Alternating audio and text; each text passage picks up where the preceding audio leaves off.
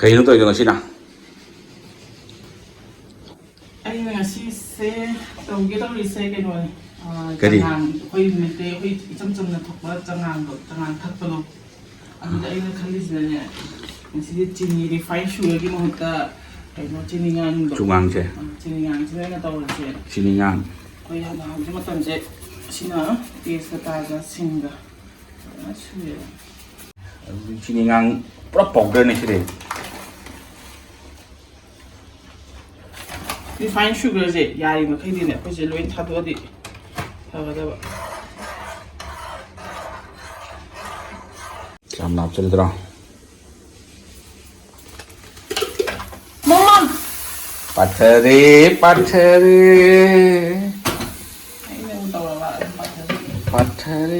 Pathare. Pathare je mama lau kana roi ne. Ako'y sise ahamane ay kaise. Ay do kay mo dadi sanggom sa dadi jaggery powder chato ko office ta dun thak pani na. Jaggery powder. Dun thak pan hawa ba changang di na sinahaman.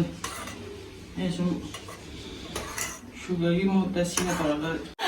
Lupa yang kini pada cang chok pada ki lupa lak mga cang ni ha. Aduna si katang je pa yan ay ga lak tu ga sinahan na invest na kay na dina.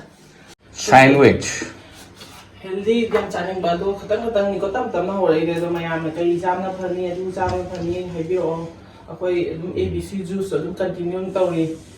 Anybody challenge juice sa Ay iyo da. 500 gram ti handare hana ay 90 yo ba daw 85 89.5 something ada yung way ano na cheese mang ba ngam cha katang lang ko adu mang ba do pa na so cheese jam na pataba porti na parang lupa ko yung pamula. Ano na? Sandi sa ko kaya. Tawa ni.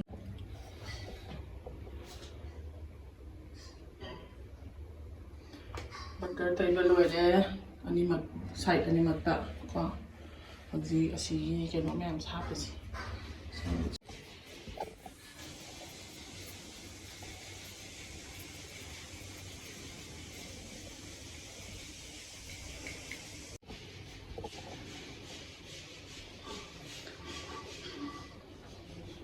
आप चले मैं आम से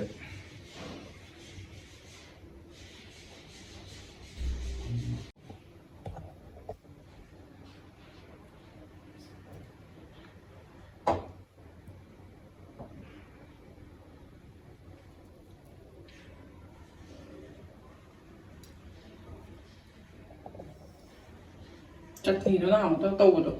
Hào cái hỏi mang cái pang em. Mấy lối chân đầm là cái quỷ anh nhỉ, xin lỗi chúng ta.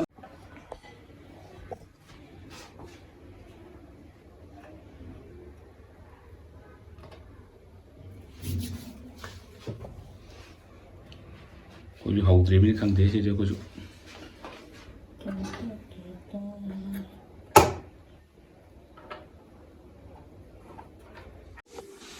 चीज हापा कावले जो कुछ चले जो को हाउ लोग का नहीं था 그래도 헤이트냐 Cái gì chuyện này giờ hả?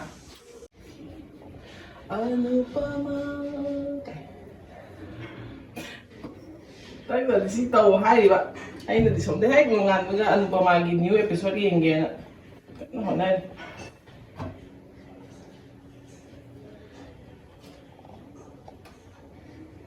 Ai office là gan nhầm pi này mà mình chạy lại cái nó là gan là non stop tới mang ngang khó đi rồi.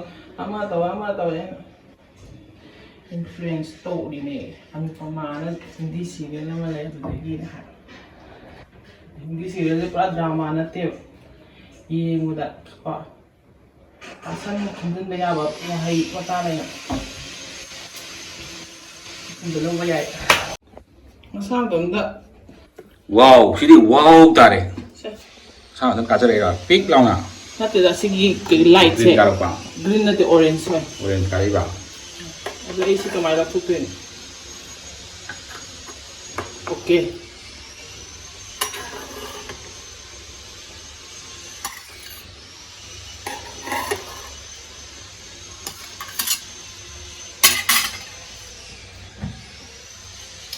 cheese happaga cheese tawse yauba half cheese nakraba cheese la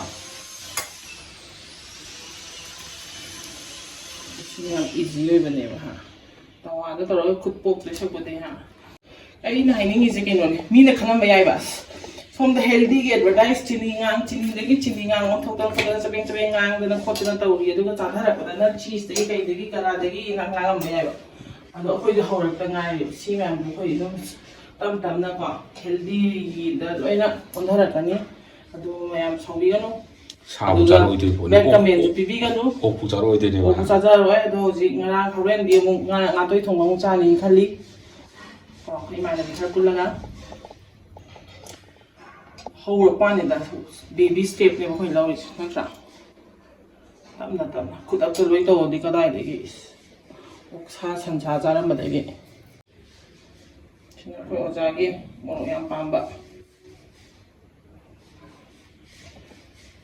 khudi mo ta mo kum ba sa da de ya de mai adana bu jolo cha da morok sa tre ni ke adu ha ma ne nang ma ha ma ne ba ni reaction how do you ama lai da ai jolo ga si ga cha thu si ra de 자, 지금 얼마지 사용해야 돼서 하고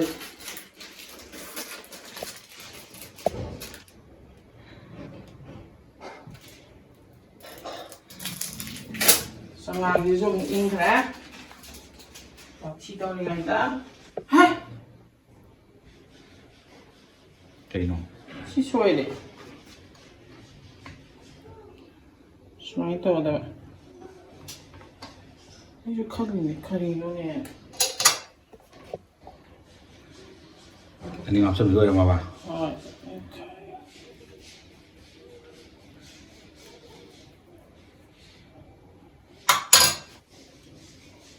cho lọc chưa 시계 keno지 nungai toaster nungai 레디 마상 돈다 뽁들 뽁디 간 칸이 까람마디 간 칼리네 그 까람데 cũng bây giờ này thật thì 오 마이 갓 để mà hàu đó lết ta cũng phẩm cái gì mày rồi cũng phẩm cái gì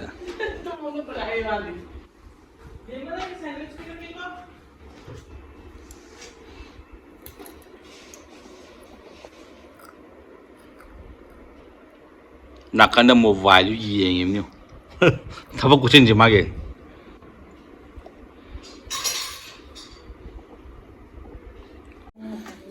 mulak ka daw na tak itu kendal jago mal muli ni saya ko karan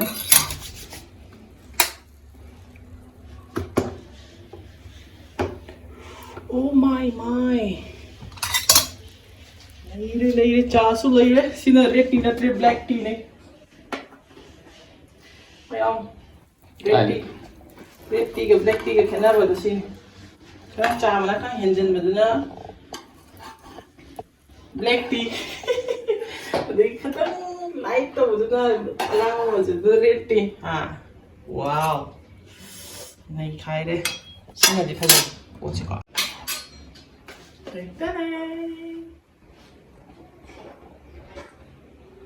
học như các bạn breakfast cái gì sandwich trial dùng cái trial cái egg anda ni hay cái gì đi làm được berapa lure mau bang lure si jatuh kayak itu deh lo chụp phim lo sai lo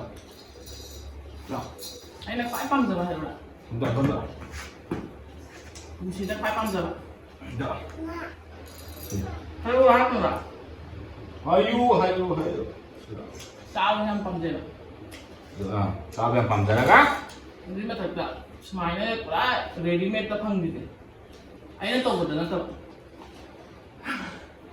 4 mm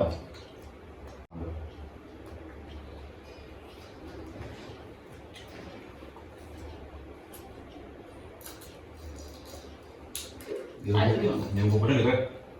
빡빡빡빡 다 붙여 그래. 진짜 서. 뭔가. 야야야야.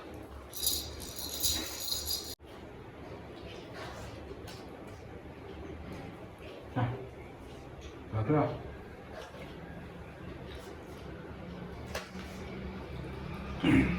好嘞，好直接。好嘞。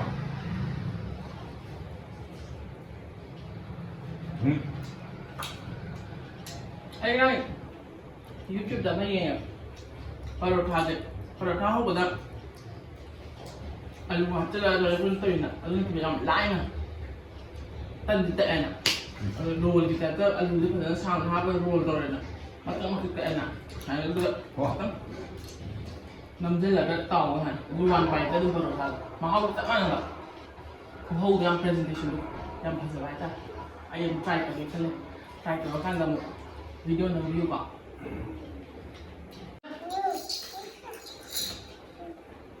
사그리고.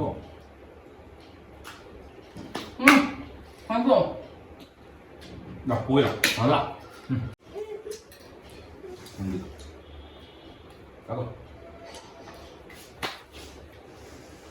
사정 그 필리핀으로 자식이 마하우시리 각 때문에 간들이 또 이제 그만 또. 그래 돈 먹어 늦어 양내 디펜을 되게 장난 이야매. 양 비상만 양 그렇지 카르네 인형도 장난 양래. 기니 양도 우물이네. sugarless. 마마 필리 필요 사네.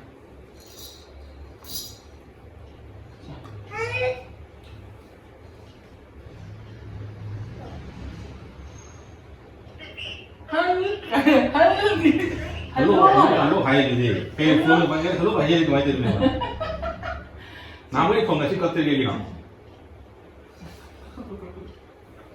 할로 가야지 많이 돼. 할로. 양 học 그래.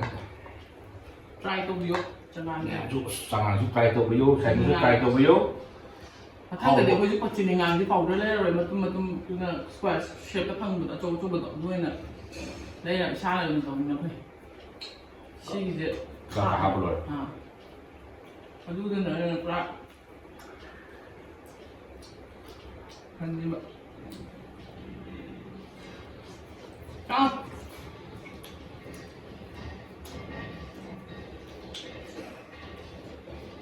ชีสฟาร์มเลยชีสฟาร์ม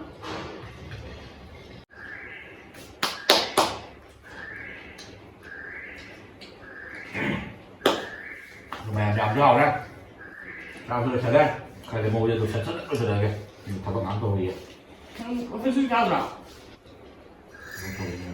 아, 아이고 이게 자기 미쳤네. người mà thật đấy tôi sẽ là cái thằng đồng khuê Bà bé đâu mà? thằng hậu hậu không được cái Bà bé đâu? bà bé đâu Thank you.